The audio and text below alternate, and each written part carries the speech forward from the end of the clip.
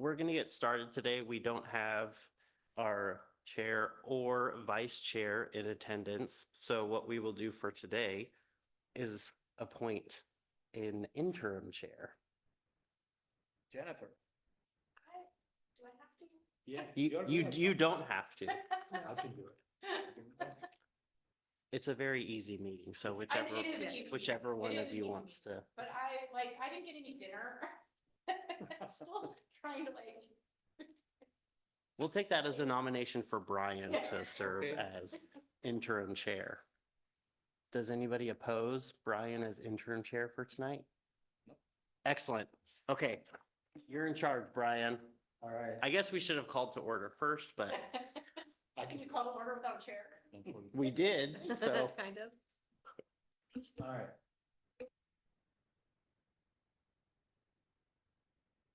Well, I did. All right. Calling to order this meeting of the Carlton Planning Commission. Roll call. Sure can.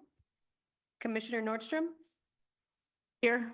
Commissioner Chavez, Here. Commissioner Rhodes, Here. Commissioner Rake, Here.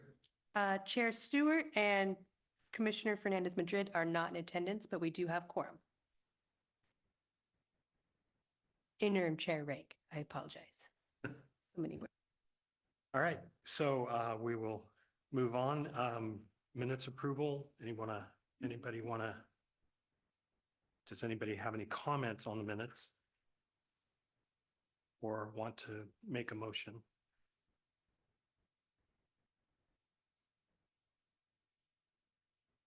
I move that we approve the minutes. I second that. Having a motion and a second, all in favor? Aye. Any opposed? Any abstentions? Hearing none, motion carries. Minutes are approved. Any citizen comments? Is there anybody online that would like to speak at this time? Okay. So then moving on to discussion topics. Potential amendments to chapter 17.96 accessory structures. Are we ready? I think Scott will handle reintroducing the topic. Okay, can everybody hear me all right? It's very quiet, Scott. I can can you, okay. I can speak louder? Is that better? Not No? much. Let's see what we can do. There, it was on our side. Okay. All right, very good. Got to test the audio. First of all, members of the Planning Commission, my apologies for not attending in person. I am down in California with a family issue here, so I will see you next month. But yeah, I'm kind of been disposed a little bit with some limited things down here, but I do have the staff report and hope that you have that as part of your agenda packet. This is a continued work session for potential amendments to chapter 17.96 accessory structures. We provided a little bit of background there in just a one-page memo for this meeting.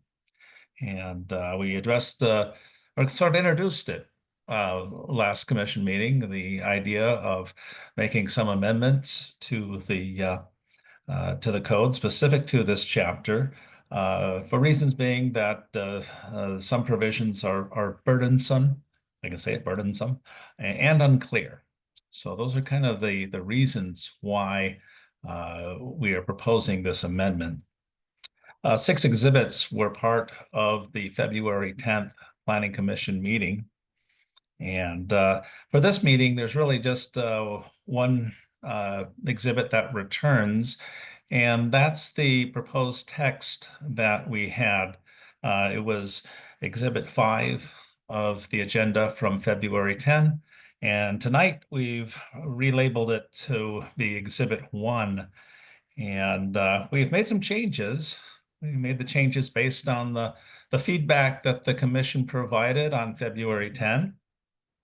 And on that memo that you have, it really just provides a quick summary of the changes that we made. We asked the commission on location and number of accessory structures. This was specific to all residential zones. And the direction was to strike the second sentence in provision A that was referencing the number of accessory structure. Currently, the code has a restriction on the number of accessory structures based on lot size, and the suggestion was to rely more so on the maximum total lot coverage percentages that are described for each R zone. Those are all in place, as opposed to limiting the actual number of accessory structures. So the commission felt pretty comfortable with that change. Also, a change for tonight, set the maximum height of accessory structures to 15 feet. And as we explained on February 10th, the building code basically has a threshold for when a building permit is necessary through the city, and it's a matter of 15 feet. And there was some questions on building height, whether that would create some non-conforming situations in the city. We don't believe so. We didn't really survey that or take a hard look at it, but we did study what's out there. A lot of city codes comparatively set 15 feet as the maximum height for accessory structures. And so we do have a graphic. There's a second exhibit, Exhibit 2, that shows what I think the city of Woodburn, we found a good graphic there, 3D graphic that they use. So it's, I mean, some cities have a little lower, a little higher, but 15 feet is probably the average. Also, we found that 15 feet is, you're able to store a boat and an RV in with that height of if it was reduced. Right now, the code says 20, and the suggestion was 15 feet. And again, the feedback that we received from the commission was okay. That seems like it's reasonable, provided it doesn't really restrict things too much. Then finally, we have the exterior finish. It was really we had some uncertainty how to really craft that language. So the feedback that we received was to look at prohibiting certain materials. And that was the preference also from Tyler there, the city attorney, to be specific about what materials the commission would find not acceptable. Right now, the code prohibits plastic and tarps, so that's existing. And so we sort of carried that forward to ensure that that's made clear as far as the use of plastic. We can get some photographs also there of that in Exhibit 2. And also sea containers was another question that was raised. And so we put that in draft form to Exhibit 1. That's it in a nutshell. Should the Planning Commission choose after this meeting, after discussion, to move forward to the hearing level, we can do so. We can set it for the next regularly scheduled Planning Commission meeting, which is April 14th. And we can do so with making some more modifications of what you have before you tonight, or as is. And we would have opportunity at the hearing. And certainly with the hearing, things get a little more formal. And we can take public testimony and things like that, but certainly there would be further opportunity to discuss code changes at the hearing level. So happy to answer any questions that you have.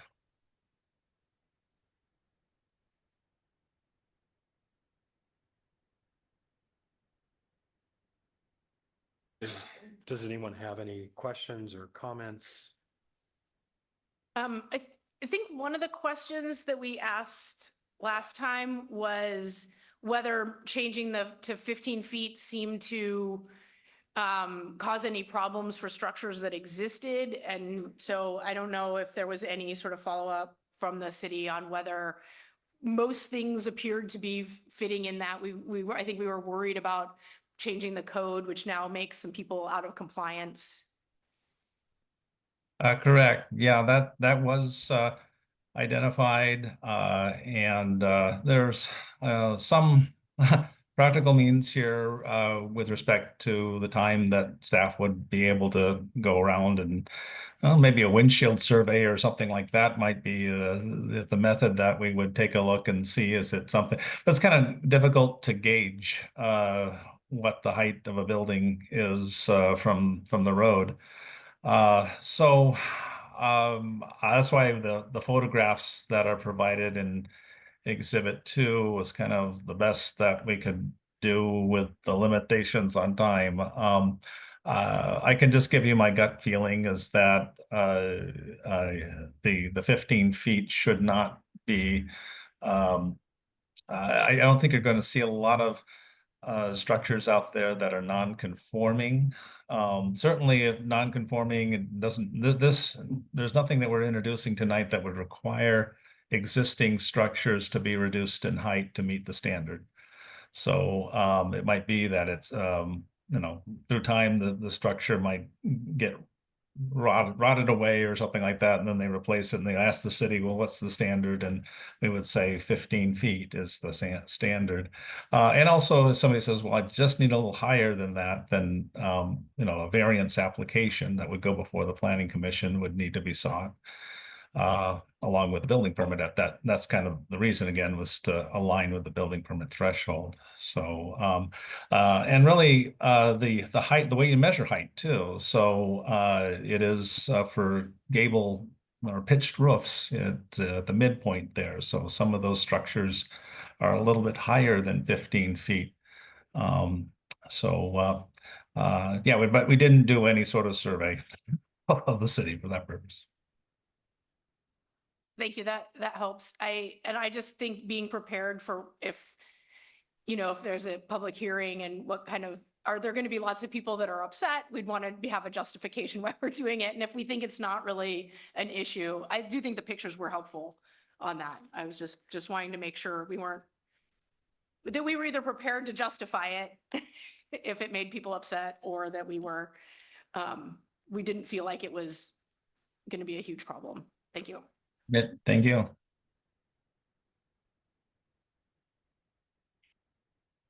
Can you explain where the prohibited exterior materials list of materials came from? Again, if you did say, I'm sorry, I missed it.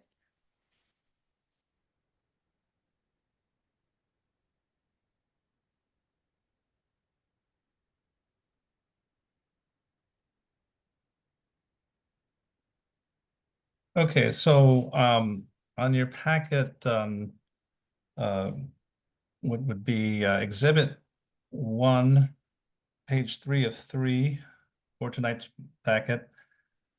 What's shown struck through would be what we're proposing to remove of portable accessory structures under A. That reads, and it's kind of a dark highlight of blue there, but it says portable structures as defined in this title shall be structurally sound and shall be anchored. Such structures shall be maintained in good condition using only original manufacturer's coverings. No plastic sheeting, tarpaulins, or other materials shall be used as coverings. So that's the plastic sheeting, and those two 3 words there come from that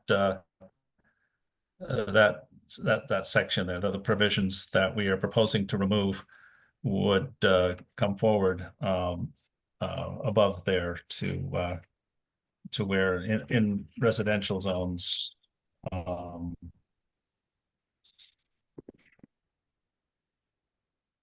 Yeah, it would be under what is page 2, Exhibit 1, page 2, item F. Thank you for that explanation. I was just looking at the photos on the back page that we were given, and just looking at some of these structures that have some of that flexible membrane material, they look pretty structurally sound. So I was just curious why we decided to prohibit some of these when they do look like they could be nice accessory structures. So that explains it though. I want to mention also that this accessory structure code is for structures that would remain on site for a while. Uh, it's certainly possible for somebody to have a garage sale or some sort of temporary event and put up a sort of temporary structure as these, the same that you see in Exhibit 2. So it's not prohibited in that sense. If somebody, I have one myself, looking at one of these, oh, I got that one. And I only use it for occasions, events, and things like that. So uh, sometimes I guess it might be there is one photo there that's sort of shown it's along somebody's fence there, and it's looking like it has seen better days. And so that is maybe that's the concern. Again, it is something that is prohibited right now, and so the idea is just to keep it. But if the commission felt differently, we can make the change. Okay, thank you.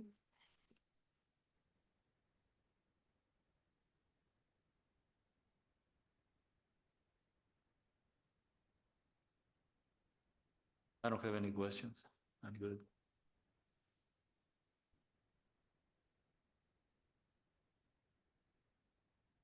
So I really appreciate that you came back to us with all the changes we asked for and explanations especially. I was concerned about the 15 feet height, but according to the pictures I'm seeing, I don't think there's anybody in town that actually is over that right now anyway. So I don't really have any more comments or questions myself either. So would anyone have a motion to move forward, or do we want to see any more changes?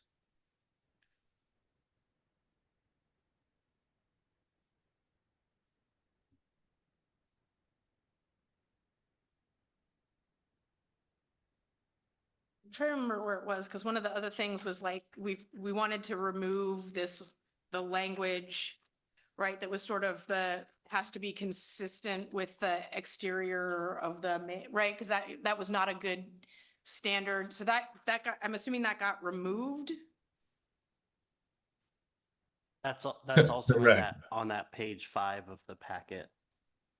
I was trying to look for it quickly again. Paragraph F or section F. The strike Oh, yeah. through is that it Right. shall match. So we just aren't saying anything about what it has to look like, except that we have a couple prohibited materials. Correct. Okay.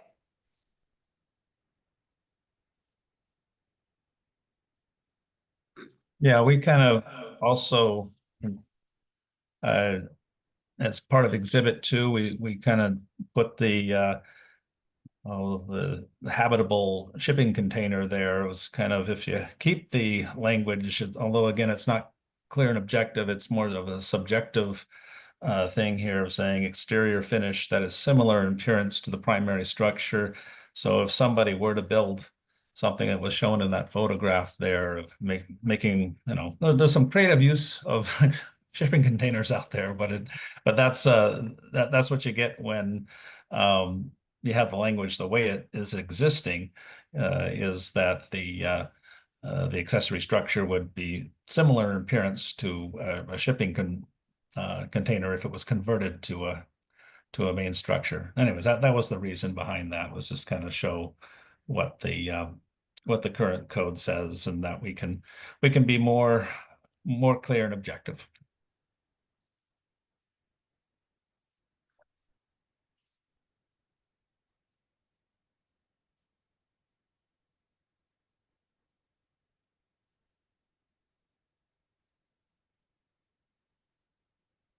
Was there anything else that the commission had?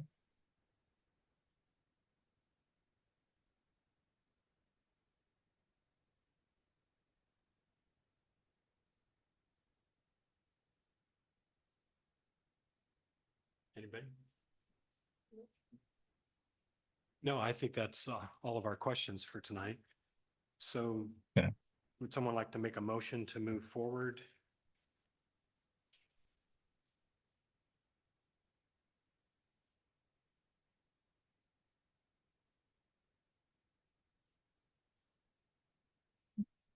And Mr. Chair, just as a reminder for the planning commission, yeah, just as a motion to move forward to the hearing level. This is not the last time you'll see this. So you will see it on April 14th for a public hearing. And so you will have an opportunity to review it again, and you'll have an opportunity to review it in response to public testimony. What we do is we do post it. I think Amy will post it on the city's website and post it to the city hall. I'm not sure if we're going to send it out so much because it really doesn't impact a lot of people. This is we've carried forward a lot of the same provisions, just reworded things for the most part. So yeah, it would just be a motion to carry forward to the for hearing on April 14th. I move that we carry this forward to the hearing. I second that.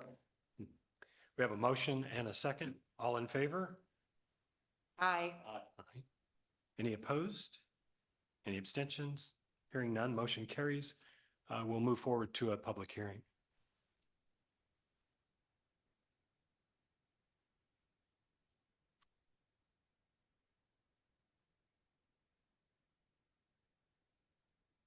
Thank you, Scott.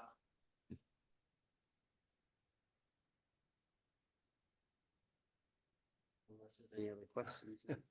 Thank you. Anybody else have anything? All right, we will adjourn our planning commission meeting. Thanks, Scott.